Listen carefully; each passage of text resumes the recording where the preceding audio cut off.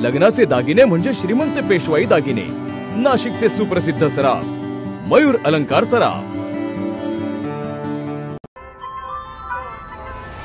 ताज्या बातम्यांसाठी नाशिक न्यूजच्या YouTube चॅनलला सबस्क्राइब करा आणि बेल आयकॉनला प्रेस करा।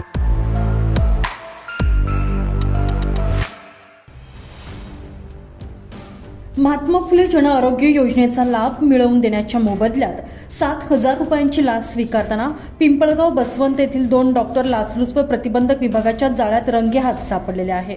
शुक्रवारी 23 फेब्रुवारी रोजी ही कारवाई करण्यात आली आहे। डॉक्टर महेश प्रल्हाद परदेशी आणि डॉक्टर महेश रामविलास बुब अशी लाचखोरांची नावे आहेत।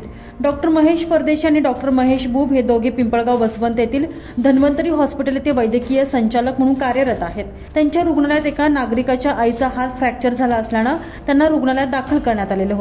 तक्रारदाराने या संदर्भात लाचलुचपत विभागाकडे तक्रार नोंदवलेली होती।